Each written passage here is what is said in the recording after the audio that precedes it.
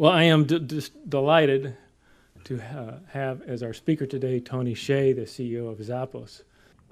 So most people, when they hear about Zappos, think of us as an online retailer of shoes because that's how we started. We actually sell a lot more than shoes today. We sell clothing, handbags, kitchenware, housewares, and so on. And our hope is that 10 years from now, people won't even realize we started out selling shoes online.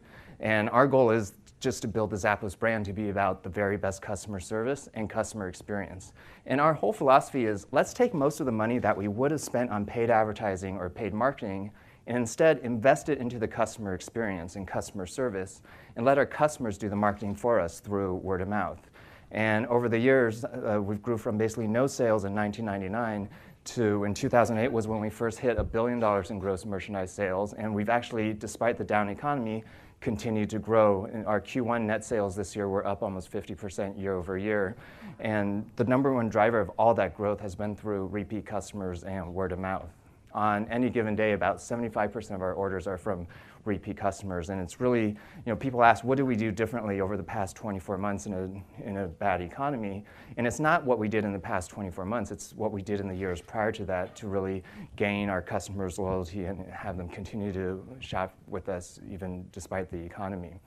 So these are some of the questions we ask ourselves when we think about how do we exceed our customers' expectations. And actually the word we use internally is wow, but we use it as a verb. How do we wow our customers? And we also try to apply that same philosophy to thinking about how do we wow our employees and how do we wow our vendors. And we really think about what customers expect and then what they actually end up experiencing and trying to have that differential really create this emotional response in our customers. So it starts with the policies you see on our website. We offer free shipping both ways, so a lot of customers will order 10 different pairs of shoes and try them on in the comfort of their living room with 10 different outfits and then send back the ones that they don't like or don't fit in. We encourage that type of behavior.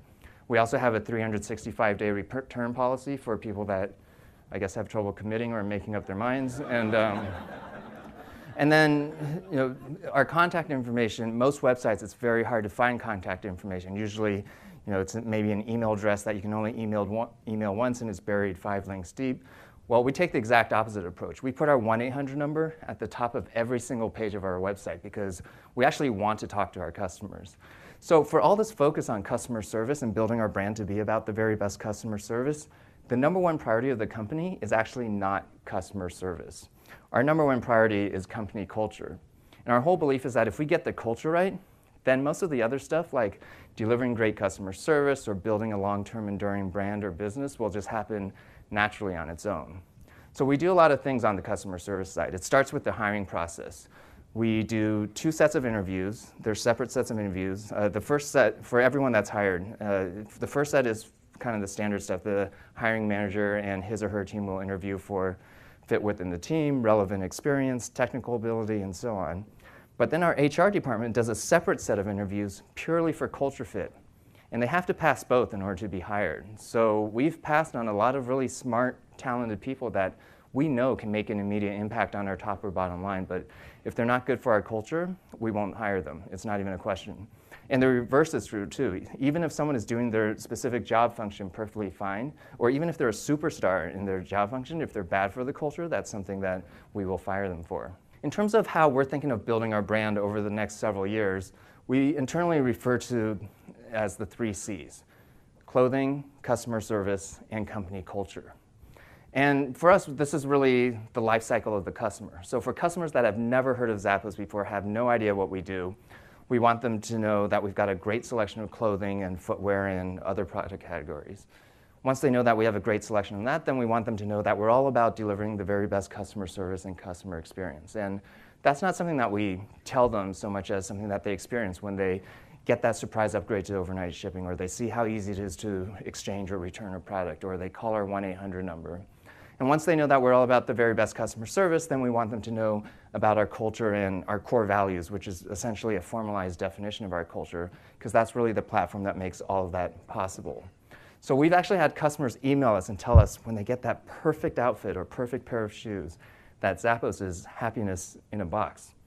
So whether it's the happiness that customers feel from getting that perfect outfit or perfect pair of shoes, or the happiness that customers feel by experiencing great customer service, or the happiness that employees feel by being part of a culture where the company's core values match their own personal values, what we realized was the thing that ties all of these things together is that Zappos is really just about delivering happiness, whether it's to customers or employees, and we try to apply that same philosophy to our vendors as well. If you're an entrepreneur, I would think about what would you be so passionate about doing that you'd be happy doing it for 10 years, even if you never made a dime.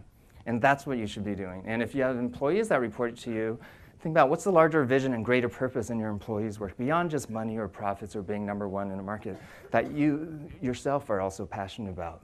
There's a lot of books and consultants that talk about how to motivate employees. And they work up to a certain extent, and a lot of corporate America, and there's different ways to motivate employees. A lot of corporate America motivates employees through fear.